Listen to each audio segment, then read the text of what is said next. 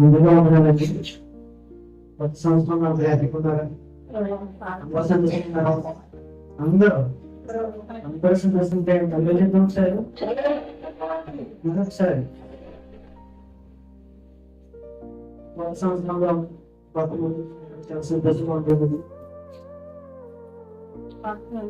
సంతోషిస్తున్నారు, మేము అంతే సంతోషంగా ఉంటుంది. సరే ఒక ఇంటర్వ్యూ వాడడం వెళ్దాం. సంవత్సరం వచ్చింది అంటే పాత జీవితం మాత్రం పోయింది. ఇప్పుడు పాత జీవితం మళ్ళీ మొదలైంది.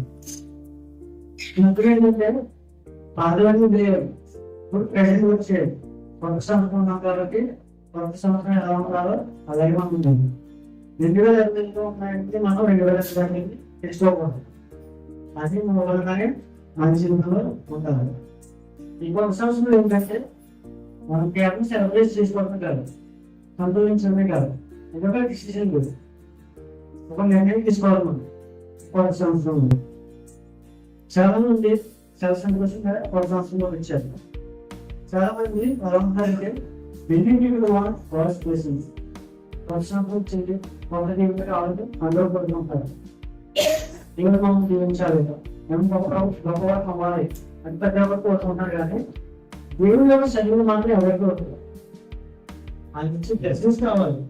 కానీ దేవుడు దేవుడు యొక్క శరీరం మాత్రం ప్రతిరోజు అది అవసరం. ఈరోజు చాలా మంది అలా ఉంటారు. దేవుడితో నడవడం అంటే ఒక రోజు ప్రార్థన కాదు, దేవుడితో నడవడం అంటే ఒక రోజు ప్రార్థన చేత అయిపోతుంది, అది కాదు.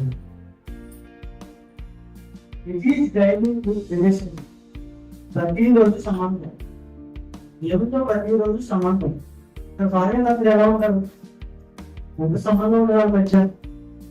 అలాగే దేవుడితో సంబంధం ప్రతిరోజు కూడా మనం ఏమర్థం చేసుకోవాలంటే మనం దేవుడితో నడవాలి ప్రతిరోజు కూడా. ఇందులో వచ్చారు కదండి, రేపు మన ఇలా చాలా మంది పనికి వెళ్తారు,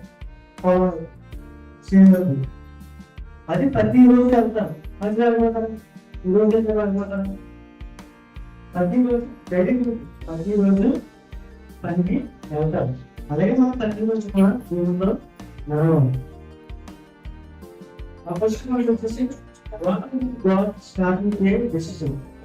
దేవుడితో నడవడం ఉంటే ఒక నిర్ణయం, దేవుడితో నడవడం అంటే ఒక నిర్ణయం.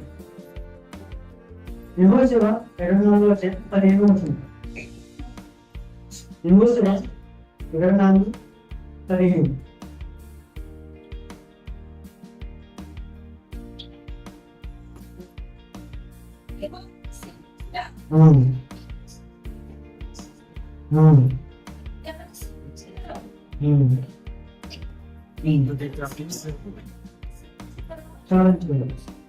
ఇక్కడ మనం ఒక చూస్ తీసుకోవాలి.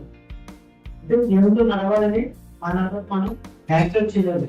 ఇందులో భగవంతుడు ఏమి లేదు, మనం దేవుడితో నడవాలని మనకు ఉండాలి. ఎవరో మనం చెప్పారని మనం నడవకూడదు, ఎవరో మనకి ఏమి చెప్పారని మనం దేవుడితో ఉండకూడదు. మనతో మనం దేవుడిని ఎంచుకోవాలి, దేవుడితో మనం నడవాలి. ఎవరు ప్రశ్నలు కానీ మనం ఏమర్థం తీసుకోవాలంటే ఎవరిని ఎవరు మార్చలేదు, నన్ను ఎవరు మార్చలేదు, మీరు ఎవరు మార్చలేదు, కానీ దేవుడు మనలో మార్చలేదు. ఈ ప్రశ్న దేవుడు లేకపోతే ఆటోమేటిక్ గా ఇంకో మార్గం. దేవుడు చెప్పే సత్యంగా వెళ్ళకపోతే ఆటోమేటిక్ గా నువ్వే మారుతావు. కానీ మోడల్గా మార్గం ఉంటే ప్రాచీన ఈరోజు చాలా మంది సినిమాకి వెళ్తారు, సినిమాకి వెళ్తే మానే అంటే మాట్లాడు, ఎవరు మాట్లాడు, నా ఇష్టం అంటారు. అలాగే సీరియల్ చూసేవాళ్ళు సీరియల్ చూడరు, టీవీ ఒప్పుకుంటారా, ఒప్పుకోరు, వాళ్ళు చూసారు మనం ఆడుకోరు. అలాగే దేవుడు కూడా చూసి మనం ఎంచుకున్నాం, దేవుడు మనం ఎంచుకున్నాం కాబట్టి ఎవరు అడగడానికి సరిపోదు. అలాగే మీరు కోరుకుంటున్నావా, నాకు దేవుడు కావాలి, ఎవరేమనుకున్నారని అన్ని రోజులు అంటున్నావాలి. మీ జీవితం ప్రారంభమైంది కదా, అదే మన జీవితంలో చాలా ఇంపార్టెంట్. చూసినట్లయితే మన మెసేజ్ ఏంటంటే ఈరోజు ప్రతిరోజు ప్రార్థన చేయాలి, ప్రతిరోజు కూడా మనం బైబిల్ చదవాలి. ప్రతి రోజు కూడా మనం పరిశుద్ధంగా జీవించాలి. హోలీ లైఫ్ మనం జీవించాలి. ఇక్కడ ఈ రోజు చూసినట్లయితే అది పబ్లిక్ లో యాక్సెప్ట్ ప్రజలందరూ ఉన్నారు, వాళ్ళ మధ్య విలువని చేస్తానని ఆయన చెప్పాలి. అందరూ ఉంది. ఆయన ఒక్క వల్ల ఆయన కుటుంబం కూడా మారిపోతుంది.